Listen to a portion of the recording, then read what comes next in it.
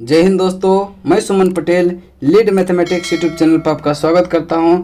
आज हम लोग मॉडर्न हिस्ट्री का ये दूसरा क्लास होगा। इसके पहले हम यूरोपीय कंपनी के आगमन का पूरा कंप्लीट वीडियो दे चुके हैं। उसमें आपका इम्पोर्टेंट फैक्ट्स के साथ साथ जो है सारे क्वेश्चन को भी कवर कर लिया गया है। आज जो है इस वीडियो में ईस्ट इंडिया कंपनी और बंगाल के नवाब के बारे में हम लोग जानेंगे। ठीक है, पहले इससे रिलेटेड जितना भी इम्पोर्टेंट फैक्ट्स है उस पर डिस्कस करेंगे। उसके बाद जो है इससे रिलेटेड जितने भी IAS PCS में प्रश्न बनता है सारे को हम लोग देखेंगे। तो चलिए देखते हैं पहला पॉइंट क्या है। पहला पॉइंट है, कहता है कि मुगल सम्राट द्वारा स्वतंत्र रूप से नियुक्त बंगाल का अंतिम गवर्नर मुर्शिद कुली खान था। कौन था? मुर्शिद कुली खान, जिसका कार्यकाल 1717 से 1727 था। 1717 से 1727 था। इसने अपनी राजधानी ढाका से मकसूदाबाद, कहाँ बना था? मकसूदाबाद, इसी को मुर्शिदाबाद भी कहते हैं। ठीक है, ध्यान में रखिएगा। और नगर का नाम मुर्शिदाबाद रखा। क्या रखा? मुर्शिदाबाद रखा। इसने भूमि बंदोबस्त में इजारा व्यवस्था आरंभ किया था। अलीवर्दी खान, जिसका शासनकाल 1740 से 1756 ईस्वी ने क्या किया? यूरोपियों की तुलना मधुमक्खियों से की। कहा है कि यदि उसने कहा, किसने? अलीवर्दी खान ने कहा कि यदि उन्हें ना छेड़ा जाए तो शहद देंगी और यदि छेड़ा जाए तो वे काट काट कर मार डालेंगी। इसकी मृत्यु के पश्चात उसका दौहित्र सिराजुद्दौला उत्तराधिकारी बना। कौन बना? सिराजुद्दौला उत्तराधिकारी बना। ब्लैक होल कथित घटना 20 जून 1756 को सिराजुद्दौला के समय में हुई थी। J.Z. हॉलवेल, जो शेष जीवित रहने वाले में से एक था, के अनुसार 18 फीट लंबे, 14 फीट और 10 इंच चौड़े कक्ष में क्या क्या था? 146 अंग्रेज बंद कर दिए गए और अगले दिन उसमें से केवल 23 व्यक्ति ही बच पाए थे। हॉलवेल को भी इसी में बंद किया था और उसी 146 में से एक हॉलवेल भी था। यह घटना ब्लैक होल के नाम से प्रसिद्ध हुआ। समकालीन मुस्लिम इतिहासकार गुलाम हुसैन ने अपनी पुस्तक सियार उल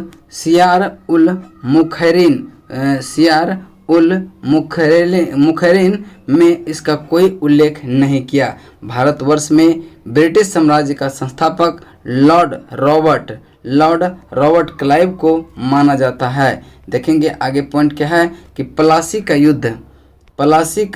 युद्ध 23 जून 1757 में बंगाल के नवाब सिराजुद्दौला को पराजित कर पहली बार भारत में ब्रिटिश प्रभुत्व की नींव रखी थी। पलासी, वर्तमान नाम उसका पलासी है, का युद्ध मैदान पश्चिम बंगाल राज्य के नदिया जिले में है। किस जिले में है? नदिया जिले में, जो कि भागीरथी नदी के किनारे पर स्थित है।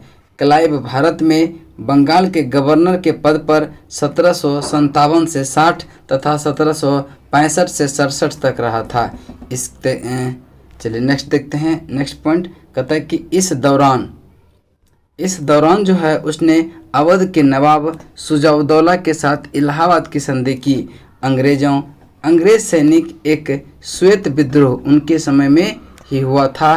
क्लाइव द्वारा बंगाल में सफलतापूर्वक एक लुटेरा राज्य की स्थापना की गई। क्लाइव एक सैनिक के रूप में जननेता थे। क्लाइव जो है एक सैनिक के रूप में क्या थे? जननेता थे। विलियम पिट का यह कथन है कि वह स्वर्ग से उत्पन्न सेनानायक था।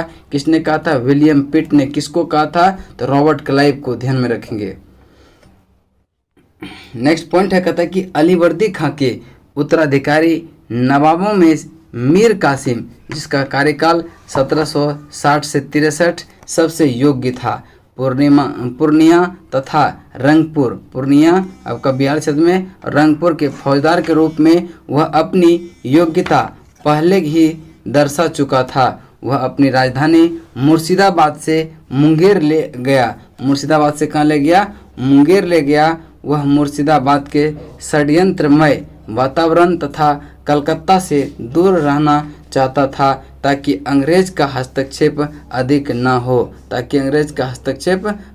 हो। मीर कासिम ने सेना का गठन यूरोपीय पद्धति पर करने का निश्चय किया। इसके द्वारा मुंगेर में तोपें तथा तोड़ेदार बंदूकें बनाने की व्यवस्था की गई। इसके अतिरिक्त मीर कासिम राज्य की आर्थिक स्थिति को भी सुधारने के लिए प्रयत्नशील रहा। जिन अधिकारियों ने गबन किया था उन पर बड़े बड़े जुर्माने लगाए गए। कुछ नए कर भी उसने लगाए। 22 अक्टूबर 1764 ईस्वी को अंग्रेज ने मीर कासिम, अवध के नवाब सुजाउद्दौला तथा दिल्ली के मुगल सम्राट शाह आलम द्वितीय की सम्मिलित सेना को बक्सर के युद्ध में परास्त किया। यहाँ से हो गया कि बक्सर का युद्ध कब हुआ था? 22 अक्टूबर 1764 को। अब देखेंगे, कहते हैं कि इस युद्ध में अंग्रेजों की कमान मेजर हेक्टर मुनरो, बहुत क्वेश्चन पूछता है कि इस युद्ध में अंग्रेजों का सेनापति कौन था? मेजर हेक्टर मुनरो के हाथ थी।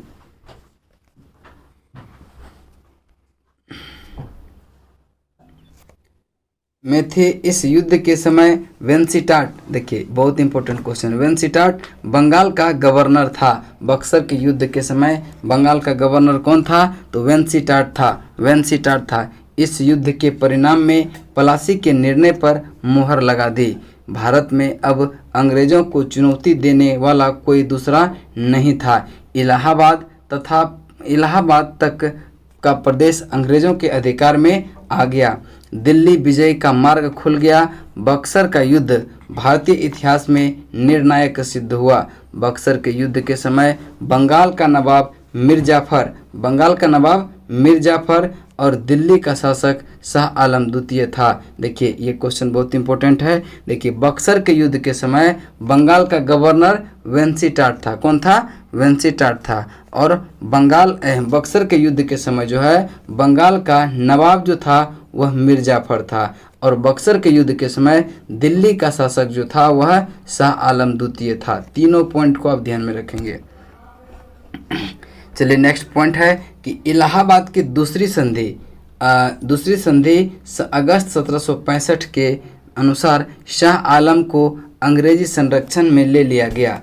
उसे इलाहाबाद में रखा गया। कहाँ रखा गया? इसको इलाहाबाद में रखा गया। इलाहाबाद तथा करा जो क्षेत्र नवाब ने छोड़ दिए थे शाह आलम को मिले थे।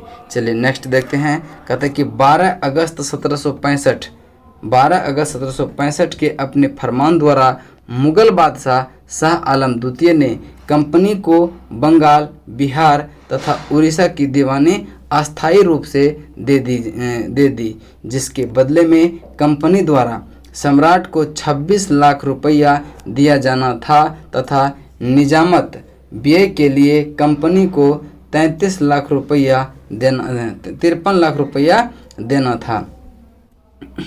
इस समय Robert Clive east India company का बंगाल का गवर्नर था। इस समय जो है Robert Clive east India company का बंगाल का गवर्नर था। इसी समय बंगाल में द्वैध शासन की शुरुआत हुआ था। द्वैध शासन किसके समय शुरुआत हुआ था? रॉबर्ट क्लाइव के समय। चलिए आगे देखते हैं पॉइंट। कहते हैं कि कंपनी ने दीवानी कार्य के लिए 2 उपदीवान, बंगाल के लिए मोहम्मद रजा खान और बिहार के लिए राजा सिताब राय की नियुक्ति की। शाह आलम द्वितीय का संपूर्ण जीवन आपदाओं से ग्रस्त रहा तथा उसे अंधा कर दिया गया। शाह आलम द्वितीय के समय 1803 ईस्वी में दिल्ली पर अंग्रेजों का अधिकार हो गया। शाह आलम द्वितीय तथा उसके उत्तराधिकारी अकबर द्वितीय जिसका कार्यकाल 1806 से 1837 और बहादुर शाह द्वितीय जो जिसका कार्यकाल जो है 1837 से 57 ईस्ट इंडिया कंपनी के पेंशन भोगी बनकर रहे। नेक्स्ट पॉइंट है, कहता है कि 1765 ईस्वी में अंग्रेजों द्वारा सिलहट की दीवानी प्राप्त की गई तथा बर्मा युद्ध के बाद स्कॉट द्वारा सिलहट को जयंतिया तथा गारो पहाड़ी क्षेत्र से जोड़ने के लिए सड़क का निर्माण किया जाने लगा, जिसके विरुद्ध स्वरूप इन पहाड़ियों पर रहने वाले खासी जनजाति, कौन सा जनजाति, खासी जनजाति के लोग अपने नेता तीरथ सिंह के नेतृत्व में विद्रोह कर दिया। किसके नेतृत्व में? तीरथ सिंह के नेतृत्व में किसने विद्रोह किया था? खासी जनजाति के लोग ने। ठीक है, चलिए आगे पॉइंट है, कहता है कि के.एम. पनिक्कर ने कहा है 1765 से 1772 ईस्वी तक कंपनी ने बंगाल में डाकुओं का राज्य स्थापित कर दिया था। चलिए यहाँ तक क्या हुआ आपका इम्पोर्टेंट फैक्ट सारा कंप्लीट हो जाता है। इसके बाद जो इससे रिलेटेड सारे क्वेश्चन को हम लोग डिस्कस करते हैं। तो देखेंगे पहला क्वेश्चन क्या है, कहता है कि निम्नलिखित में से कौन एक मुगल सम्राट द्वारा नियुक्त बंगाल का अंतिम गवर्नर था? तो इसका राइट आंसर होगा मुर्शिद कुली खान, ऑप्शन बी। चलिए नेक्स्ट क्वेश्चन चलते हैं, इसकी व्याख्या देख लेते हैं पहले। कहता है कि मुगल सम्राट फर्रुखसियर द्वारा 1717 ईस्वी में मुर्शिद कुली खान को बंगाल का गवर्नर यानी सूबेदार नियुक्त किया गया। मुर्शिद कुली खान की मृत्यु के पश्चात उसका दामाद शुजाउद्दीन बंगाल का सूबेदार बना, जिसे तत्कालिक मुगल सम्राट मोहम्मद शाह रंगीला द्वारा मान्यता प्रदान की गई थी। अतः मुगल सम्राट द्वारा नियुक्त बंगाल का अंतिम गवर्नर जो था वह मुर्शिद कुली खान था। कौन था? मुर्शिद कुली खान। चलिए नेक्स्ट क्वेश्चन देखते हैं, क्वेश्चन नंबर आपका 2। क्वेश्चन नंबर 2 है कि निम्नलिखित में से कौन सा युद्ध जिसे भारत में ब्रिटिश प्रभुत्व को प्रारंभ किया था? देखिए अगर प्रारंभ की बात करें तो प्लासी का युद्ध हुआ था, जो कि 1757 में हुआ था। 1757 में हुआ था। तो चलिए देखते हैं इसकी व्याख्या। कहता है कि भारत में ब्रिटिश प्रभुत्व का प्रारंभ प्लासी के युद्ध से हुआ। प्लासी के युद्ध जो कि 23 जून 1757 रॉबर्ट क्लाइव के नेतृत्व में अंग्रेज ने बंगाल के नवाब सिराजुद्दौला को पराजित किया था। अंग्रेज ने सिराजुद्दौला को पराजित किया था। नवाब की सेना 3 राजद्रोही मीर जाफर, यार लतीफ़ और राय दुर्लभ के सेना नायकत्व में थी।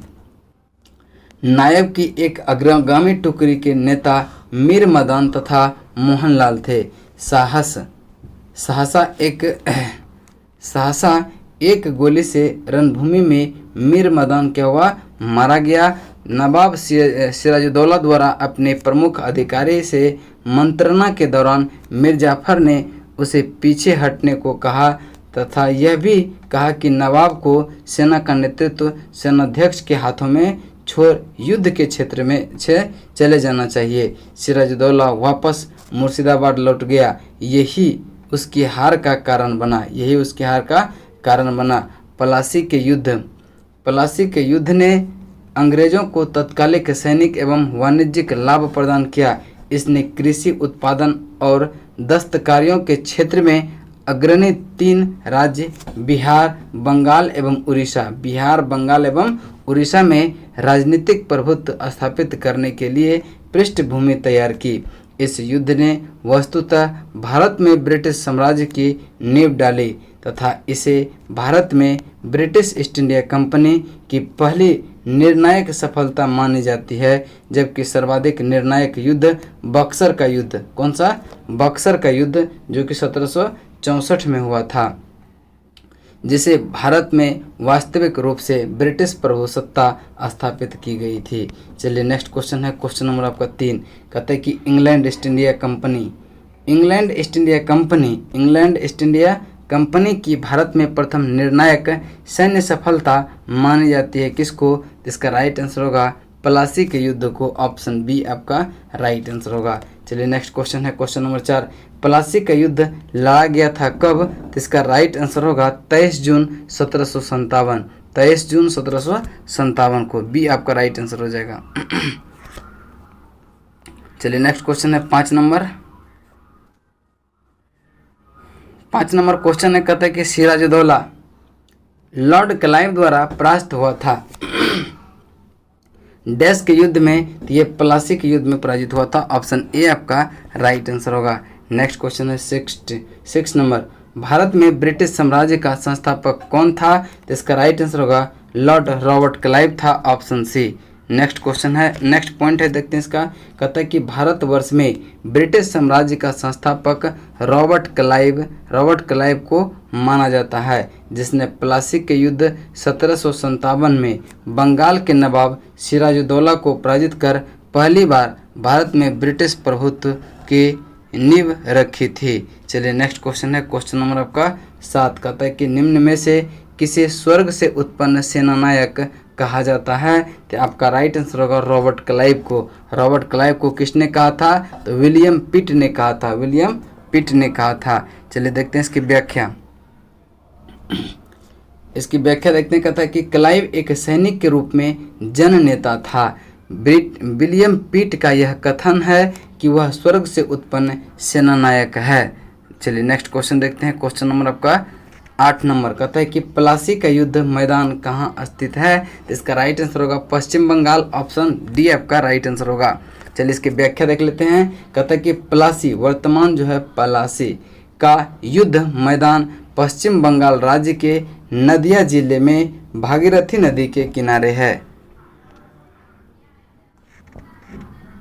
चलिए नेक्स्ट क्वेश्चन है 9 नंबर। कहता है निम्न में से किसने अपनी राजधानी मुर्शिदाबाद से मुंगेर स्थानांतरित किया था? तो इसका राइट आंसर होगा मीर कासिम ने। किसने? मुर्शिदाबाद से मुंगेर मीर कासिम ने किया था, ऑप्शन डी आपका राइट आंसर होगा। नेक्स्ट देखते हैं इसकी व्याख्या। मीर कासिम अपनी राजधानी मुर्शिदाबाद से मुंगेर ले आया। कहाँ से? मुर्शिदाबाद से मुंगेर ले गया। संभवतः वह मुर्शिदाबाद के षड्यंत्रमय वातावरण तथा कलकत्ता से दूर रहना चाहता था, ताकि अंग्रेज हस्तक्षेप अधिक न हो सके।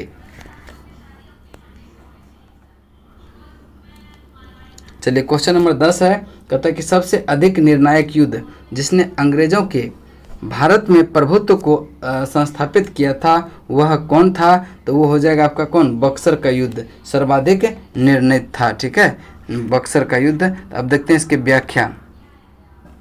कहता है कि 22 अक्टूबर 1764 को अंग्रेज ने मीर कासिम, अवध के नवाब शुजाउद्दौला तथा दिल्ली के मुगल सम्राट शाह आलम द्वितीय की सम्मिलित सेना को बक्सर के युद्ध में परास्त किया। इस युद्ध में अंग्रेजों की कमान मेजर हेक्टर मुनरो के हाथ में थी। इस युद्ध के परिणाम ने प्लासी के निर्णयों पर मुहर लगा दी। भारत में अब अंग्रेजों को चुनौती देने वाला कोई दूसरा नहीं था। इलाहाबाद तक का प्रदेश अंग्रेजों के अधीन में आ गया तथा दिल्ली विजय का मार्ग खुल गया। बक्सर के युद्ध भारतीय इतिहास में निर्णायक सिद्ध हुआ। पी.ई. रॉबर्ट्स ने बक्सर के युद्ध के बारे में कहा है कि प्लासी की अपेक्षा बक्सर को भारत में अंग्रेजी प्रभुत्व की जन्मभूमि मानना कहीं अधिक उपयुक्त है। यदि बक्सर के युद्ध के परिणाम को देखा जाए तो कहा जाता है कि जहां प्लासी के विजय अंग्रेजों की कूटनीति का परिणाम थी, वहीं बक्सर के विजय को इतिहासकारों ने पूर्णतः सैनिक विजय बताया था। प्लासी के युद्ध ने अंग्रेजों को प्रभुसत्ता बंगाल में स्थापित की, परंतु बक्सर के युद्ध ने कंपनी के एक अखिल भारतीय शक्ति का रूप दे दिया। चलिए नेक्स्ट क्वेश्चन देखते हैं, क्वेश्चन नंबर आपका 11। कहता है कि अंग्रेजी ईस्ट इंडिया कंपनी द्वारा लड़े गए निम्नलिखित युद्धों में से कौन सा सर्वाधिक निर्णायक था? तो बक्सर का युद्ध सर्वाधिक निर्णय था और बक्सर का युद्ध जो हुआ था 22 अक्टूबर 1764 को। चलिए नेक्स्ट क्वेश्चन देखते हैं, क्वेश्चन नंबर 12। कहता है कि निम्नलिखित में से कौन सा युद्ध भारत में अंग्रेजों के आधिपत्य की स्थापना की दृष्टि से सबसे महत्वपूर्ण समझा जाता है? तो इसका राइट आंसर होगा बक्सर, ऑप्शन ए। नेक्स्ट देखते हैं, क्वेश्चन नंबर आपका 13। क्वेश्चन नंबर 13 कहता है कि बक्सर के युद्ध के समय दिल्ली का शासक कौन था? तो दिल्ली का शासक शाह आलम द्वितीय था, जो कि आपका ऑप्शन नंबर डी है। चलिए नेक्स्ट क्वेश्चन है, क्वेश्चन नंबर 14। बक्सर की लड़ाई के समय बंगाल का नवाब कौन था? तो बक्सर की लड़ाई के समय बंगाल का नवाब आपका मीर जाफर था। ऑप्शन बी आपका राइट आंसर हो जाएगा। बक्सर के युद्ध के समय बंगाल का नवाब मीर जाफर था। चलिए नेक्स्ट क्वेश्चन चलते हैं। क्वेश्चन नंबर आपका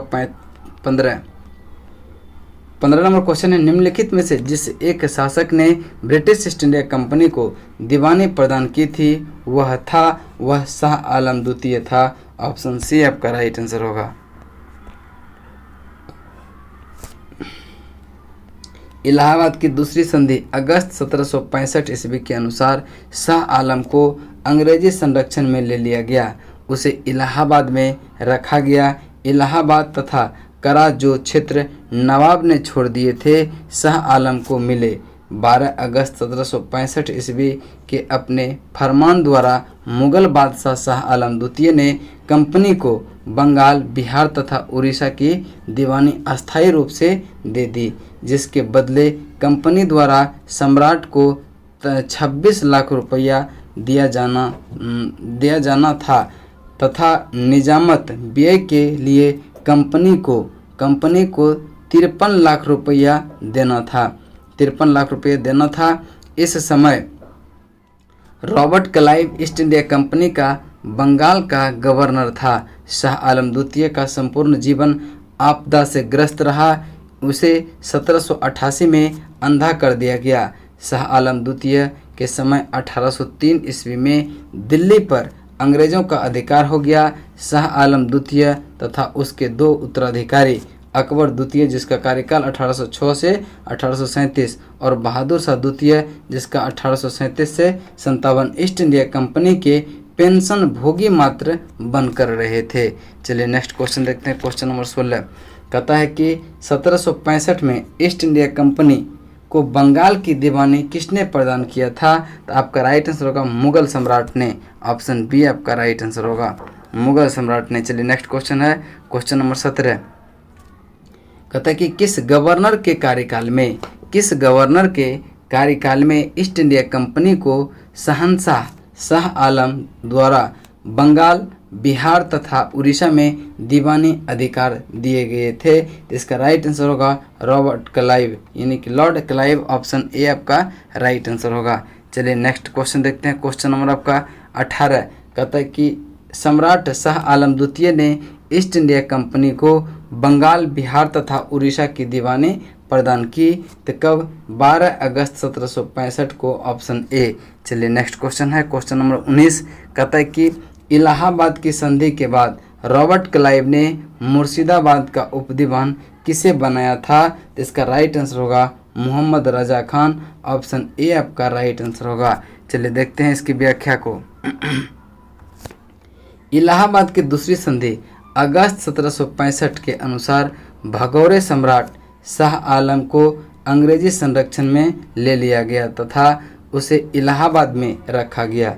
शाह आलम ने 12 अगस्त को फरमान द्वारा कंपनी को बंगाल, बिहार, उड़ीसा की दीवानी अस्थायी रूप से दे दी, जिसके बदले कंपनी को सम्राट को 26 लाख रुपये तथा निजामत के व्यय के लिए 53 लाख रुपया देना था। 53 लाख रुपया देना था। चलिए आगे चलते हैं। कहते हैं कि इस समय कंपनी के सीधे कर संग्रह करने का भार न तो लेनी चाहती थी और न ही उसके पास कोई क्षमता थी। कंपनी ने दीवानी कार्य के लिए 2 उपदीवान, बंगाल के लिए मोहम्मद रजा खान और बिहार के लिए राजा सिताब राय की नियुक्ति की। मोहम्मद रजा खान उप नाजिब के रूप में भी कार्य करते थे। इस प्रकार समस्त दीवानी तथा निजामत का कार्य भारतीयों द्वारा ही चलता था, यद्यपि अधिकार कंपनी के हाथों में था। चलिए नेक्स्ट क्वेश्चन है। क्वेश्चन नंबर आपका 20 कहता है कि 1765 ईस्वी में दीवानी प्रदान किए जाने के बाद ब्रिटिश सबसे पहले निम्नलिखित में से किस पर्वतीय जनजाति के संपर्क में आए थे? तो ये खासी जनजाति के संपर्क में आए थे। ऑप्शन बी आपका राइट आंसर होगा। चलिए देख लेते हैं इसकी व्याख्या कुछ होगा। देखिए, बंगाल की दीवानी प्राप्त करने के पश्चात ब्रिटिश 1765 में सिलहट आए खासी जनजाति के लोग चावल, नमक एवं सूखी मछलियाँ के बदले रेशम, सूती सामान, लोहा, मोम, मधु एवं सिंह का व्यापार करने हेतु सिलहट की सीमा पर पंडुआ में आते थे। खासी पर्वतों में पाए जाने वाले चूना पत्थर का उपयोग तब बंगाल में चूना पत्थर की मांग की पूर्ति हेतु किया जाता था। कुछ समय पश्चात ईस्ट इंडिया कंपनी को ब्रिटिश अधिकारी चूना पत्थर व्यापार करने लगे, जिससे वे खासी जनजाति के संपर्क में आए थे। चलिए नेक्स्ट क्वेश्चन है 21 के बाद आपका हो जाएगा कौन सा, 21 नंबर क्वेश्चन। 21 नंबर, चलिए 21 नंबर का था कि 18वें शतक में भारत में लड़े गए युद्धों का निम्नलिखित में से सही कालानुक्रम कौन सा है। तो इसका राइट आंसर जो होगा, पहले अंबर का युद्ध हुआ था, फिर प्लासी का, फिर बॉडीवास का, फिर बक्सर का युद्ध हुआ था। अंबर का युद्ध जो हुआ था 1749 में हुआ था, प्लासी का युद्ध 1757 में, और बॉडीवास का युद्ध जो हुआ था 1760 में, और बक्सर का युद्ध हुआ था 1764 में। तो आपका राइट आंसर जो हो जाएगा option number B, option number B. चलिए नेक्स्ट क्वेश्चन, नेक्स्ट देखते हैं इसकी व्याख्या। कहता है कि 18 में देखिए, पहले है कि अंबर का युद्ध। अंबर का युद्ध अगस्त 1749 मुजफ्फर जंग, चंदा साहब तथा फ्रांसीसियों की संयुक्त सेना ने बेल्लूर के समीप अंबर या अंबूर नामक स्थान पर कर्नाटक के नवाब अनबरुद्दीन को पराजित कर उसकी हत्या कर दी गई और मुजफ्फर जंग दक्कन का सूबेदार बन गया। इस उपलक्ष्य में उसने अपने हितकारी डुप्ले को कृष्णा नदी के दक्षिणी भाग के मुगल प्रदेशों का गवर्नर नियुक्त कर दिया तथा उत्तरी सरकार के कुछ जिले भी फ्रांसीसियों को दे दिया। इसके अतिरिक्त मुजफ्फर जंग प्रार्थना पर एक फ्रेंच सेना की टुकड़ी बुस्सी के नेतृत्व में हैदराबाद में तैनात कर दी गई। अब देखेंगे इसके बाद आता है प्लासी का युद्ध 23 जून 1757। अंग्रेजों तथा बंगाल के नवाब सिराजुद्दौला के मध्य युद्ध के परिणाम अंग्रेजों का पूरे बंगाल पर नियंत्रण हो गया। क्लाइव ने मीर जाफर को बंगाल का नवाब बनाया। नवाब बनाने के बाद मीर जाफर ने अंग्रेजों को उनकी सेवाओं के लिए 24 परगने की जमींदारी से पुरस्कृत किया और क्लाइव को 2,34,000 पाउंड की निजी भेंट दी। चलिए नेक्स्ट देखते हैं। नेक्स्ट है बॉडीवास। बॉडीवास का युद्ध जो हुआ था वह जनवरी 1760 में अंग्रेजों तथा फ्रांसीसियों के मध्य युद्ध में फ्रांसीसी पराजित हुए। अंग्रेजी सेना का नेतृत्व सर आयरकुट ने, जबकि फ्रांसीसी सेना का नेतृत्व काउंट डी लाली ने किया था। किसने? काउंट डी लाली ने किया था। चलिए नेक्स्ट देखते हैं बक्सर का युद्ध। बक्सर का युद्ध जो लड़ा गया था वह 22 अक्टूबर 1764 को मीर कासिम, अवध के नवाब शुजाउद्दौला एवं मुगल सम्राट शाह आलम द्वितीय की संयुक्त सेना तथा अंग्रेज के मध्य लड़ा गया था। युद्ध में अंग्रेज विजयी रहे। इस युद्ध में अंग्रेजी सेना का नेतृत्व वह जो कर रहा था वो हेक्टर मुनरो ने किया था। बक्सर के युद्ध ने प्लासी के निर्णयों पर मुहर लगा दी। चलिए नेक्स्ट क्वेश्चन है क्वेश्चन नंबर 22। क्वेश्चन नंबर 22 है, कहता है कि उस सेनापति का नाम बताइए जो 1760 में बॉडीवास के युद्ध में पराजित हुआ था। तो ये हुआ था count D Lali. Option A आपका राइट आंसर होगा। चलिए नेक्स्ट देखते हैं क्वेश्चन नंबर आपका 23। क्वेश्चन नंबर 23 है, कहता है कि बॉडीवास के युद्ध 1760 में लड़ा गया था वह किसके बीच हुआ था। तो इसका राइट आंसर होगा ब्रिटिश और फ्रांसीसी के बीच। ऑप्शन सी राइट आंसर होगा। नेक्स्ट क्वेश्चन है 24। कहता है कि निम्नलिखित में से कौन सा सुमेलित है। तो इसका राइट आंसर होगा बॉडीवास का युद्ध जो है फ्रांसीसी के विरुद्ध ईस्ट इंडिया कंपनी के द्वारा लड़ा गया था, यानी कि ऑप्शन बी आपका सही है। चलिए नेक्स्ट देखते हैं इसकी व्याख्या। कहता है कि बक्सर का युद्ध 22 अक्टूबर 1764 को अवध के नवाब शुजाउद्दौला, मुगल सम्राट शाह आलम तथा मीर कासिम की संयुक्त सेनाओं और अंग्रेजों के मध्य हुआ। बॉडीवास का युद्ध जो हुआ वह 22 जनवरी 1760 1860 को अंग्रेजों तथा फ्रांसीसियों के मध्य हुआ था। अंग्रेजी तथा फ्रांसीसी के मध्य हुआ था। इस युद्ध में फ्रांसीसी पराजित हुए। यही पराजय भारत में उनके पतन की शुरुआत थी। चिलियावाला का युद्ध जो हुआ था वह 13 जनवरी 1859 को लड़ा गया। 13 जनवरी 1849 को लड़ा गया। 13 जनवरी 1849 को क्या हुआ था? चिलियावाला का युद्ध हुआ था। इस युद्ध में अंग्रेजी सेना का नेतृत्व लॉर्ड गफ ने किया था। कौन किया था? लॉर्ड गफ ने किया था। तथा सिख सेना शेर सिंह के नेतृत्व में लड़ी गई थी। यह युद्ध अनिर्णित समाप्त हुआ।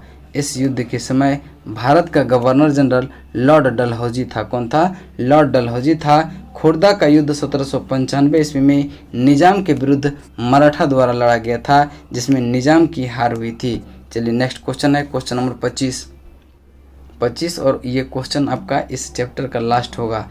निम्नलिखित में से किसने जो है भारत में अंग्रेजों का सर्वाधिक विरोध किया था? इसका राइट आंसर होगा मराठा ने सर्वाधिक विरोध किया था। चलिए नेक्स्ट देख लेते हैं इसकी व्याख्या। कहता है कि भारत में अंग्रेजों का सर्वाधिक विरोध मराठा द्वारा किया गया था। 3 आंग्ल मराठा युद्ध के बाद ही मराठा शक्ति को दबाया जा सका। मुगल साम्राज्य के खंडहरों पर मराठाओं ने अपने साम्राज्य की आधारशिला रखी। उन्हीं परिस्थितियों में अंग्रेजों ने भी लाभ उठाया। प्रथम आंग्ल मराठा युद्ध में अंग्रेजों को मुंह की खानी पड़ी। सालबाई की संधि में प्रथम युद्ध बंद हुआ और बेलेजली ने 1802 ईस्वी में अपने सहायक संधि के जाल में पेशवा को बांध लिया था और 1818 में लॉर्ड हेस्टिंग ने मराठा की रही शक्ति को समाप्त कर ब्रिटिश सर्वोच्चता की स्थापना कर दी गई। तो यहाँ तक आपका ये चैप्टर आपका मॉडर्न हिस्ट्री का 2 चैप्टर कंप्लीट कर दिए। एक जो है यूरोपीय कंपनी का आगमन और दूसरा है ईस्ट इंडिया कंपनी और बंगाल के नवाब। इसके बाद जो तीसरा चैप्टर आएगा क्षेत्रीय राज्य पंजाब एवं मैसूर के बारे में जानेंगे। चलिए तब तक के लिए आप लोग चैनल पर बने रहें। चलिए जय हिंद जय भारत।